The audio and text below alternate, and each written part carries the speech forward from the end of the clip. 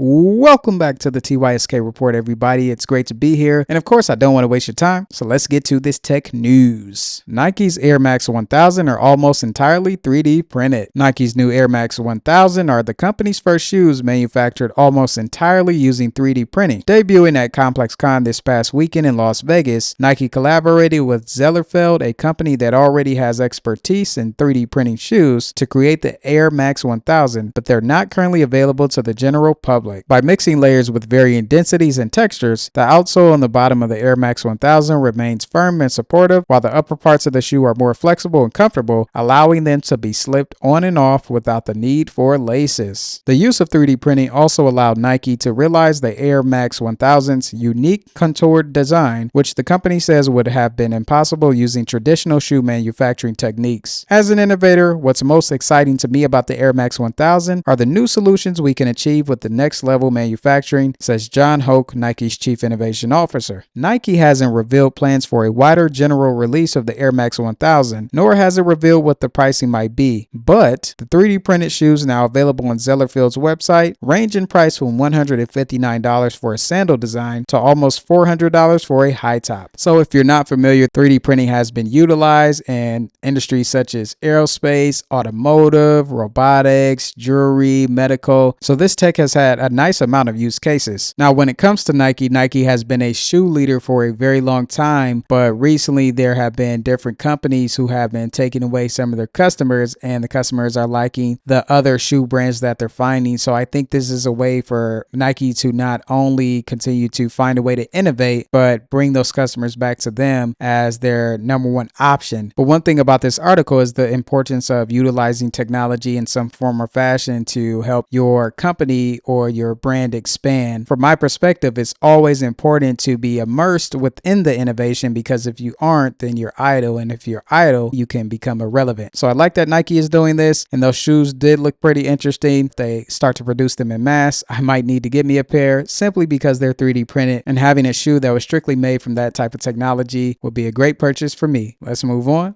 to the next article. Meta wants its Llama AI in Britain's public healthcare system. Interesting. Meta is making a pitch to get its AI into the UK's public health system. The Guardian reported on Tuesday that the company held a hackathon in Europe, tasking over 200 developers to use its Llama AI to improve the country's health services. The company awarded funds for developing AI that shortens wait times in Britain's AE rooms, also known as ERs in the US. The UK's AI minister, Farrell Clark, told The Guardian that the government can adopt AI, such as Meta's open source model, to support our key missions. Earlier this month, Meta CEO Mark Zuckerberg gave the green light for Llama to work with the US government. Bloomberg reported on the same day that the company was also working with governments and contractors in Canada, Australia, New Zealand, and as we can see movement towards now, the UK. Mark Zuckerberg said in August that Llama was approaching 350 million downloads, which he credited to the AI's model's open source nature. So it does look like Meta is continuing to move full head of steam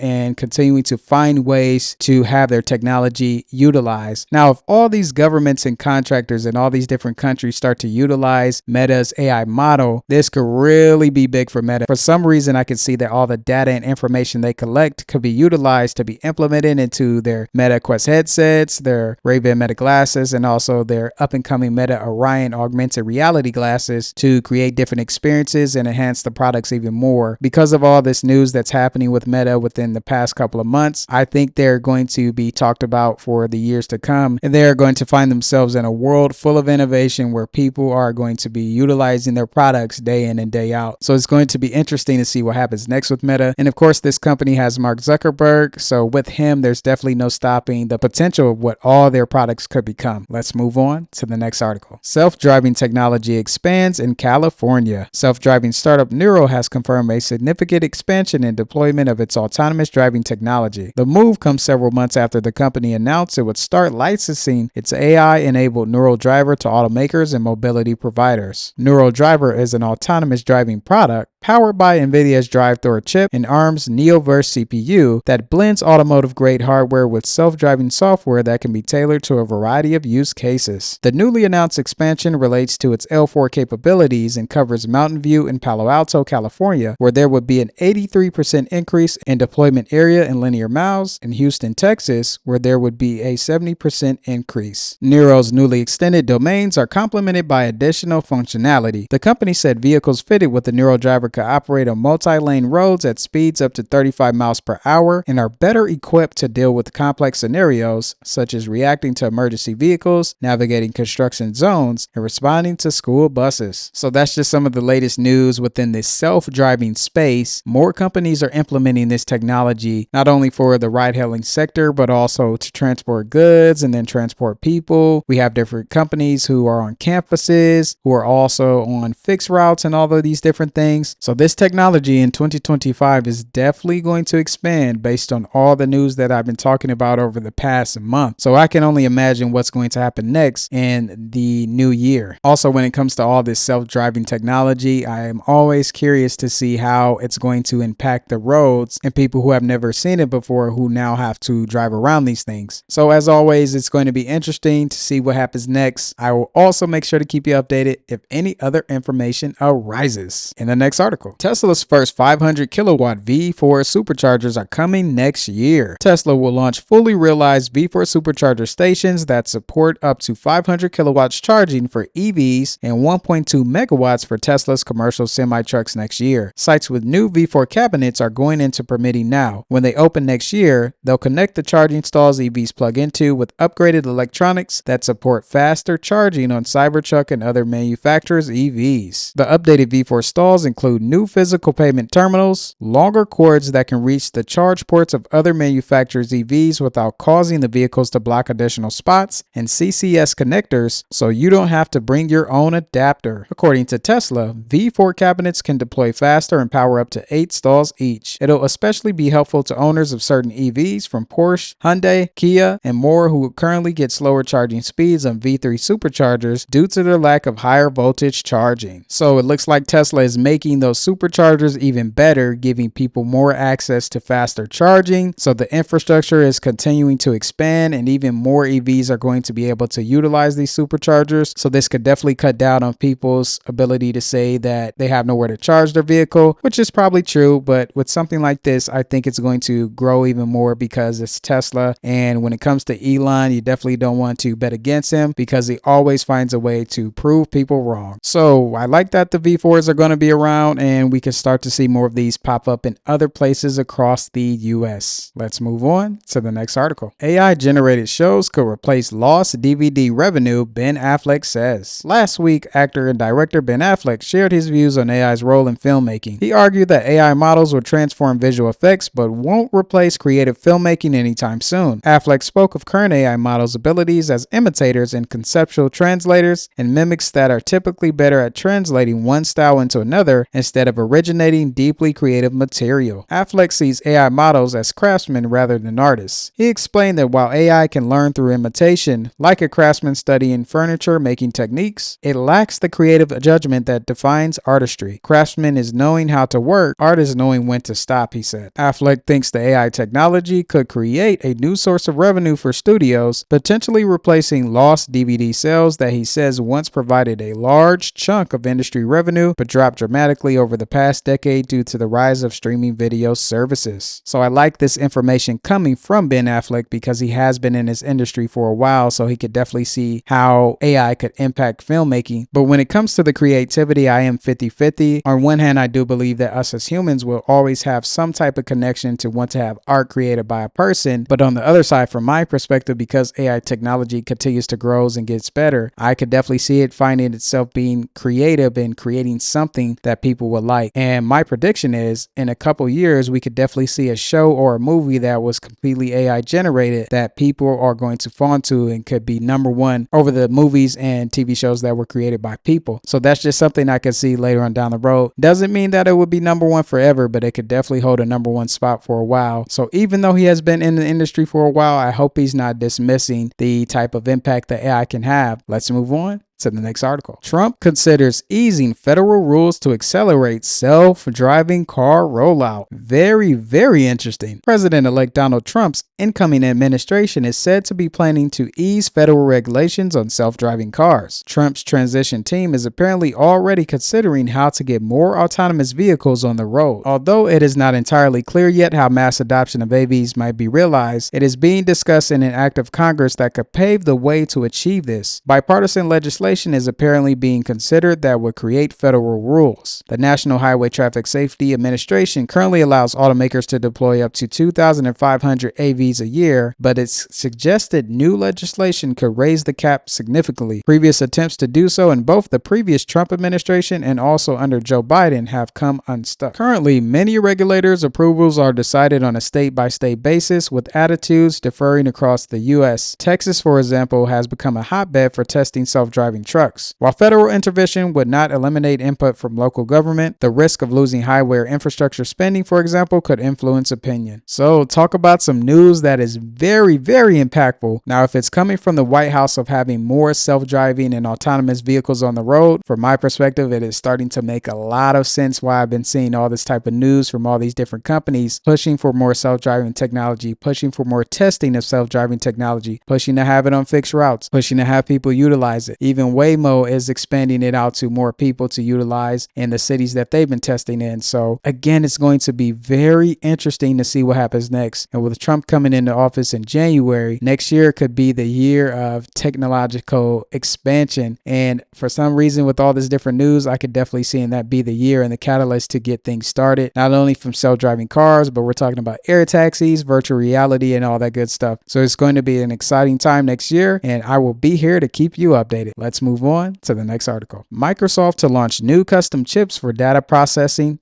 and security. Microsoft on Tuesday revealed new custom chips aimed at powering workloads on its Azure cloud and bolstering security, particularly a new hardware accelerator that can manage data processing, networking, and storage-related tasks. The Azure Boost DPU is Microsoft's first data processing unit designed for data-centric workloads with high efficiency and low power. Microsoft expects future DPU-equipped Azure servers to run storage workloads at 4 times the performance of existing servers while consuming 3 times less power. The efficiency gains DPUs could deliver are attractive to hyperscalers, which, driven by the demand for AI to expand their cloud infrastructure, are building ever larger and more power-hungry data centers. So that's just some of the latest news when it comes to Microsoft. They had their Microsoft Ignite event recently, so they announced a lot of different things, and this was one of them. So as we move along, because this year was the year of GPUs, next year could be the year of DPUs. So it's going to be interesting to see what happens next with Microsoft and their DPUs, and other companies